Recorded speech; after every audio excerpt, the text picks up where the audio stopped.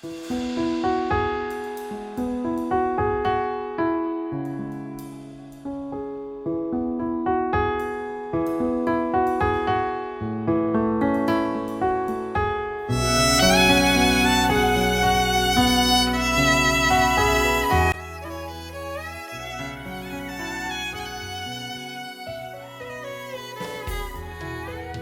మారుమూల గ్రామం దగ్గర ఒక కొండ.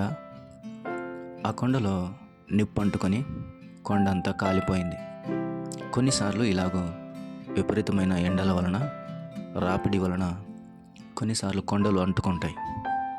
మరి కొంతమంది కావాలని మంట పెడుతూ ఉంటారు. అలాగున కొండలు కాలిపోతూ ఉంటాయి. ఈ గ్రామం దగ్గర ఉన్న ఈ కొండ కూడా మొత్తం కాలిపోయింది. హుటాహుటిన అటవీ శాఖ అధికారి ఆ దృశ్యాన్ని చూడటానికి, ఆ పరిస్థితులను చూడటానికి వచ్చాడు. మొత్తం కాలిపోయింది. అప్పటికి మొత్తం బూడిదైపోయింది. విలువైనటువంటి చెట్లు అందులో ఉంటాయి, అవన్నీ కూడా కాలిపోయాయి. కొంత గ్రామంలో కూడా నష్టం కలిగింది. అలాగ వెళ్తూ ఉంటుండగా, ఆ అధికారి నడుస్తూ ఉంటుండగా ఒక నల్లని కుప్పలాగా ఒక బూడిదతో కూడినటువంటి ఒక వస్తువులాగా కనపడింది. దాన్ని ఏంటా అని కాలుతో అలా తన్నాడు. అలా తనగానే అది ఎగిరిపడి అవతల పడింది. దానిలో నుంచి కోడి పిల్లలు, దాదాపు 10-12 కోడి పిల్లలు పరిగెత్తుకుంటూ బయటకు వచ్చాయి. ఆ కాలుతో అధికారి తనినది ఏమిటి అంటే ఆ కోడి పిల్లల తల్లి. అది చచ్చిపోయింది, కానీ తన రెక్కల నీడలో తన పిల్లలను కాచి కాపాడింది. దేవుడు కొన్నిసార్లు మన జీవితాల్లో కూడా ఆయన చేసిన కార్యాలు అంత అద్భుతంగా ఉంటాయి. సాక్షాత్తు మన ప్రభువు అదే పని చేశాడు. మన కొరకై ఆయన తన ప్రాణాన్ని అర్పించాడు. నిజ జీవితంలో కూడా అనేక మార్లు దేవుడు మన శ్రమను అనుభవిస్తూనే ఉన్నాడు. మనల్ని కాపాడుతూనే ఉన్నాడు.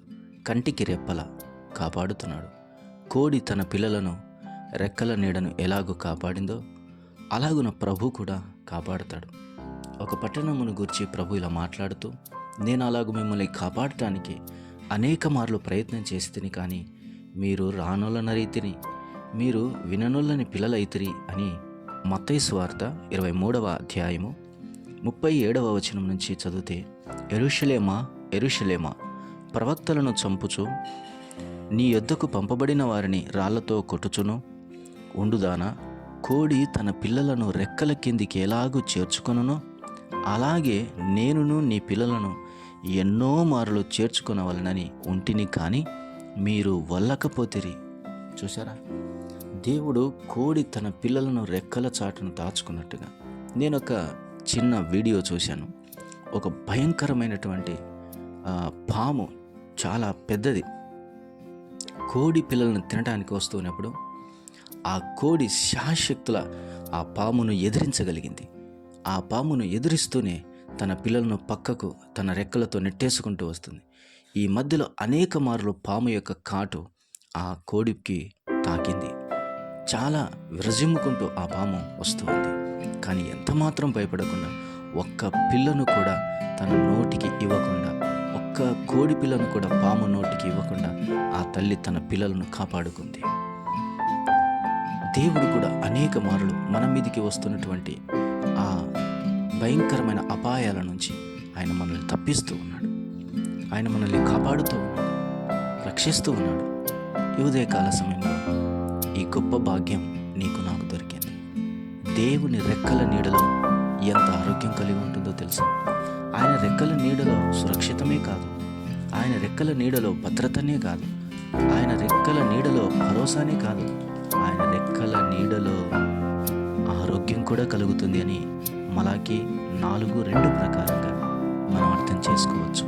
అతని రెక్కలు ఆరోగ్యము కలుగజేయును కనుక మీరు బయలుదేరి కొవ్విన దూడలు గంతులు వేయినట్లు గంతులు వేయదు. దేవుని అద్భుతమైనటువంటి రెక్కలు మన జీవితానికి ఎంత ఆదరణ ప్రయాణిస్తున్నాయో కదా, ఈ ఉదయకాల సమయంలో దేవుని రెక్కల నీడలో ఉన్నావా? ఇంకెవరి ఆశ్రయం కిందనైనా ఉన్నావా? ఎవరినైనా దేవుని కంటే ఎక్కువగా నువ్వు నమ్ముతున్నావా? ఎవరినైనా దేవుడి కంటే ఎక్కువగా నా ఆధారము ఇతడే అంటున్నావా? జాగ్రత్త సుమి. ఈ లోకంలో ఎవరు మనకు ఆశ్రయం కాదు, ఎవరు మనల్ని కాపాడలేరు. మనల్ని కన్న తల్లిదండ్రులైనా, మనము కన్న పిల్లలైనా, మనల్ని కట్టుకున్న భార్య అయినా, భర్త అయినా మనల్ని కాపాడలేరు. శాశ్వతమైన ఆశ్రయ దుర్గం మన ప్రభువే. లోకమంతా చేయి విడిచిన, లోకమే మనల్ని వదిలేసిన, చీకటి అలుముకున్న, గాఢాంధకారపు మార్గములు మనల్ని ఆహ్వానించిన, భీకర అరణ్య ప్రాంతంలో మన అడుగులు పడుతున్న దేవుడే మనకు ఆశ్రయదుర్గం. దేవుడే మనకు ఆశ్రయదుర్గం. పర్వత ఆరోహణము చేసిన, కొండలలో ప్రయాణించిన, జలములలో పడి నువ్వు వెళ్ళినా ఏ అపాయము నీ ధరికి రాకుండా కాపాడువాడు. ఆయన రెక్కల నీడలో సురక్షితముగా కాపాడువాడు. దేవుడే నీ ఆశ్రయదుర్గం. దేవుడే నీ ఆశ్రయదుర్గం.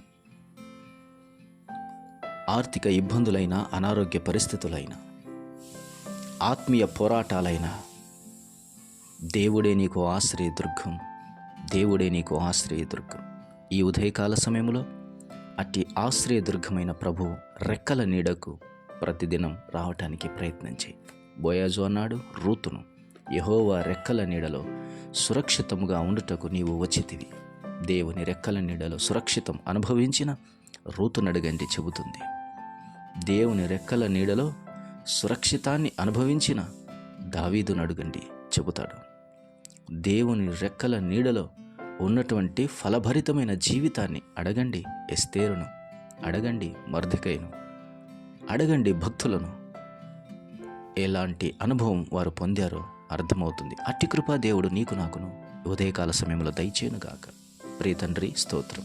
మాటలను దీవించండి, వినవారి హృదయాల్లో కార్యం చేయమని మా ప్రభు అయిన యేసుక్రీస్తు నామమున స్తుతించి వేడుకొనుచున్నాము తండ్రి. ఆమేన్, ఆమేన్.